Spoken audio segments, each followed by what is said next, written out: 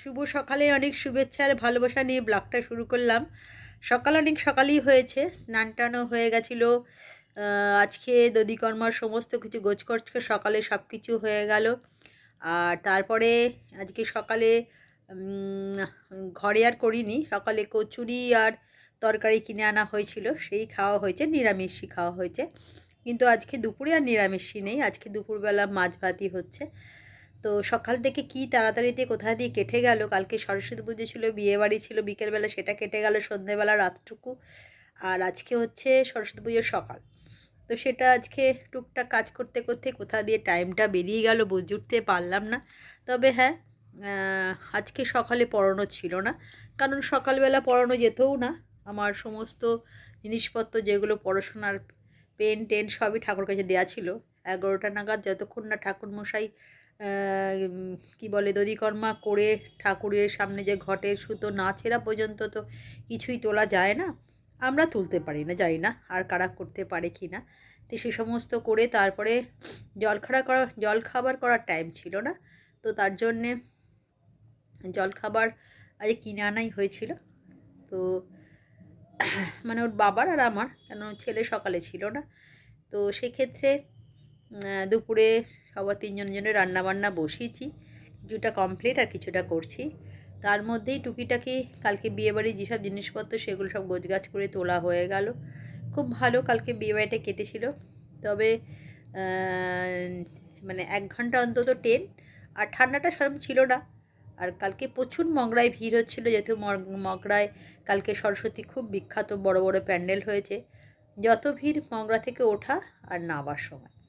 তো চলুন এইসবের মধ্যে দিয়ে খুব ভালো বিয়েবাড়ি কাটলো। খুব সুন্দর খাওয়া দাওয়াও হয়েছে। আর সবচেয়ে বড় কথা, আজকে ওইখানে একটা করে না, প্রথমেই একটা করে গিফট দিচ্ছে বড় মার একটা ছোটো ছোটো ফটো, খুব সুন্দর লাগলো সেটা। এটাই তো একটা অন্যরকম বিয়েবাড়ি থেকে পেলাম। তো চলুন এইসবের মধ্যে দিয়েই দিনটা কেটে গেল।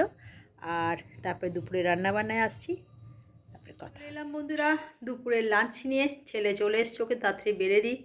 তবে আজকে খুব কালকে মানে বিয়েবাড়িতে মাটন বিরিয়ানি চিকেন চাপ অনেক কিছু খাওয়া হয়েছে, তাই আজকে খুব সাদামাটি ভাত করেছি। এখানে আলু ভাজা আর পাঁপড় ভাজা, ডাল, আর হচ্ছে পালং শাকের চচ্চড়ি, পোস্ত আর দই মাছ করে দিয়েছি ছেলেকে, যেটা ওর পছন্দের। এটাই হচ্ছে আজকে দুপুরে ওর লাঞ্চ। শুভ দুপুরের শুভেচ্ছা আর ভালোবাসা রইল। তারপর আজকে দুপুরবেলা আজকে পড়ানো নেই, তো তার জন্যে আজকে একটুখানি হলো রেস্ট পাবো। বিকেলবেলা দেখা যাক, টুকিটাকি দু একটা কেনার জিনিস ছিল, বিস্কুট টিস্কুট এইগুলো, সেগুলো আনতে বেরোবো। পরে আবার চলে এলাম বন্ধুরা। দুপুরবেলাটা দিয়ে একটুখানি রেস্ট পেয়েছি।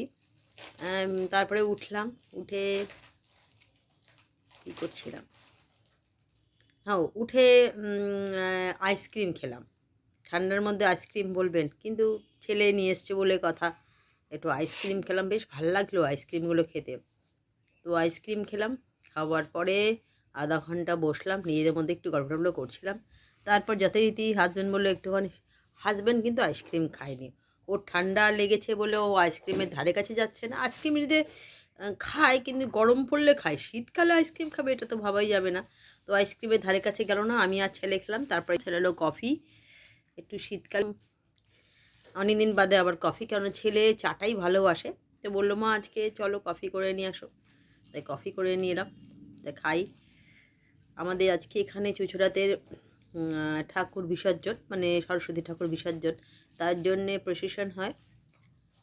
তার সাজগোজ একটু দেখছিলাম, কোন একটা জায়গায় ভিডিওতে ছেড়েছে কেউ, তো ভাল লাগলো বেশ। প্রতিবারেই হয় এটা। তো চলুন চা কফিটা খেয়ে নিই, পরে এলাম বন্ধুরা। আজকে সন্ধ্যেবেলা চা কফি খেলাম, তারপর একটুখানি বসে মোবাইলই দেখছিলাম। ছেলে বাবা বেরিয়েছিল, আমি আর বেরোইনি।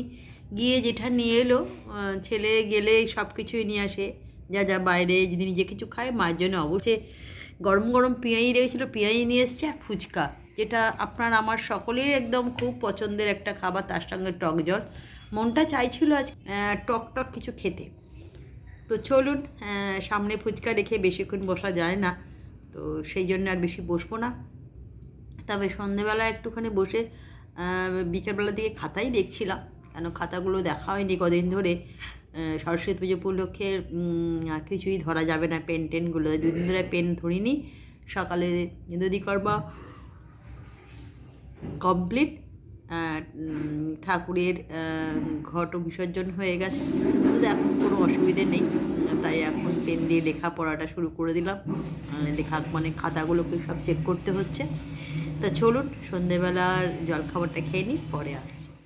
তো চলে এলাম বন্ধুরা রাতে ডিনার নিয়ে। তার আগে বলি প্রচুর ঠাকুর যাচ্ছে, আর এবারে আমাদের চুচড়াতে তো ভালো পজিশান হয়েছে ঠাকুরের, তো সেসব আর যাওয়া হয়নি, আমার ভাল লাগলো আমরা যাইনি।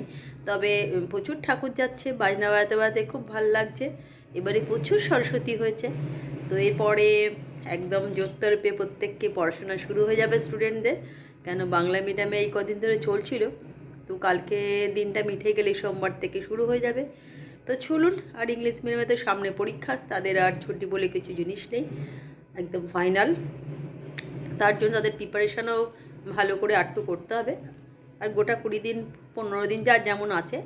তো চলুন, আজকে রাতের ডিনারে যেটা করছি, আজকে চাউমিন করেছি সমস্ত রকম ভেজিটেবলস দিয়ে আর এগ দিয়ে, আর সামনে এখানে একটু গাজর পেঁয়াজ সব কেটে নিয়েছি, আর এটা হচ্ছে ভিনিগার দিয়ে লঙ্কাটাকে অনেকক্ষণ ভিজিয়ে রাখি একটুখানি দিয়ে বিট নুন দিয়ে, খুব সুন্দর চাউমিনের সাথে, আমার তো ভীষণ ভালো লাগে, তাই আমি এটা করে খাই। আপনারা একটু করে দেখবেন, খুব ভালো লাগে। তো চলুন, শুভরাত্রির অনেক শুভেচ্ছা ভালোবাসা রইল, শুভরাত্রি।